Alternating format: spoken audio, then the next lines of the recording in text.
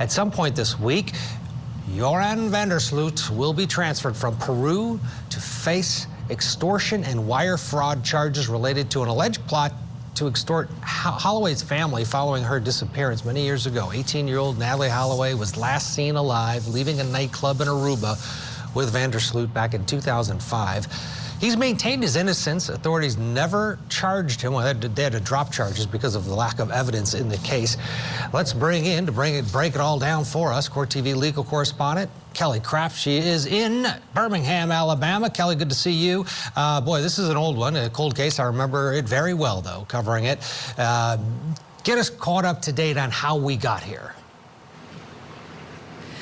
Good afternoon, Ted. This case dates back, as you were mentioning, to May of 2005. It's an unsolved case. Natalee Holloway, she lived here in Birmingham, Alabama, and as you mentioned, she was 18 years old. She graduated from high school, and then she set out on a trip with her classmates, a graduation trip. They headed on over to Aruba, and while she was in Aruba, she went out to a nightclub and some bars, and there she met Joran van der Sloot, and she was seen dancing and drinking with van der Sloot, and then she was seen leaving the bar with van der Sloot along with two of his brothers. Their names were Deepak Kalpo and Satish Kalpo. And then Natalee Holloway was never seen again. We have some file video from places that were in the past of this case. In June of that same year, again, this was in May of 2005, Arubian authorities arrested van der Sloot and the Kalpo brothers in connection with Natalee's disappearance, but they were released 3 months later due to a lack of evidence. In 2007, all three men were arrested due to what the prosecution said was new incriminating evidence related to Natalee's disappearance. But the men were later released without being charged. In May of 2010, 5 years after the disappearance of Natalee Holloway, 21-year-old Stephanie Flores, she is found dead in her hotel room in Lima, Peru. Van der Sloot was identified as the lone suspect in that case. He was later arrested in Chile and then transported by Chilean authorities back to Peru, where he eventually pled guilty to the murder of Flores. He was sentenced to 28 years in prison. And all of this brings us back to today, just a few months before van der Sloot murdered Flores. That was in 2010. He allegedly contacted the attorney for Beth Holloway, Natalee's mother, with an offer to reveal the location of Natalee's body and the circumstances surrounding her death in exchange for a total of $250,000. Now, nothing ever came to that, and now van der Sloot is facing charges of extortion as well as wire fraud in the U.S. He will be extradited from Peru to Birmingham to face these charges. So do we have an idea of when he'll appear in federal court there in Alabama? Well, Ted, we are awaiting his arrival here at the courthouse, the federal courthouse right behind me. What we are hearing is that he's expected to arrive on Thursday to face these charges, but we'll have to see. In May, the Peruvian government, they authorized his extradition back to the United States. He was taken from a maximum security prison there on Saturday, and then he's going to be held in Lima until his transfer back to the United States. He's going to be picked up then by Interpol. No official court date has been announced yet, but his attorney recently put out a statement, and we do have that statement for you. We can put it up. He was discussing van der Sloot's transfer, and his attorney said, quote, he is imprisoned in the worst prison in the world.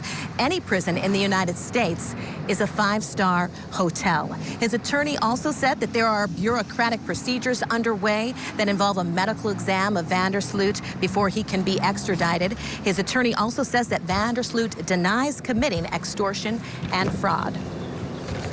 All right. Kelly Kraft, we will wait and see. Live for us in Birmingham, Alabama. Boy, this is one of those cases a lot of us remember quite well. The entire country was just shocked by it. Kelly, thank you. Let's bring in Detroit, Michigan, Michael Jafer. He's with us, and in studio here, Rachel Kaufman, both defense attorneys. And Michael, someone might think, well, this is an odd thing to take place. For a lot of resources going into it to get van der Sloot. He's already serving time in Peru. Why bring him to Alabama to face these extortion charges? Your thoughts overall? I mean, the American justice system, has a broad reach, and obviously we want to get justice for the family. Based on the evidence that we're seeing, is very compelling that he's probably guilty of at least extortion of the family. And so the reason to bring him here is very clear, right? You have to bring justice. You have no idea what's going to happen in Peru. Yes, he's in a terrible prison. That prison that he's in is actually legendary, right? There have been documentaries about that prison, but he could leave that prison, and he only had 28 years for pleading guilty to murdering somebody. So the compelling reasons to bring him here are pretty high. They should bring him here. This guy seems like a villain. He deserves American justice. And if he's found guilty, and if he maybe admits to killing Natalee Holloway, because you heard his attorney say that, you know, prisons here are 5-star hotels compared to the prison he's in, he might shock us. He might admit to it. He might plead guilty. He might want to be here for the rest of his life. But this guy's clearly a villain. Him coming here to the United States, that makes sense. The evidence is compelling enough to bring him here. I hope it happens. Yeah, well, it seems to be happening, and we do expect him to arrive at some point this week. Rachel, you spent some time in Peru, hopefully not in the prison there, but your thoughts from his standpoint.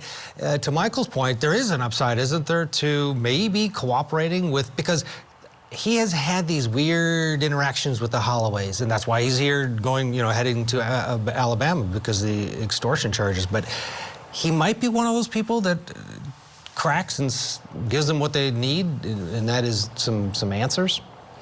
I feel like it's the family that they're the main reason that he's being brought back. I think that they've done a really good job of keeping their daughter's name in the media after all these years and letting Sloot know that they're still watching him and they're on to him. I do think giving him the option of coming back and facing American justice in some ways is giving him a field trip to a 5-star hotel, which I don't know if you believe that he's serving time in a place where he's far enough from America that we're not particularly concerned about him hurting anyone here. I don't know. Bringing him back is sort of concerning to me. Just gives him more opportunities to escape.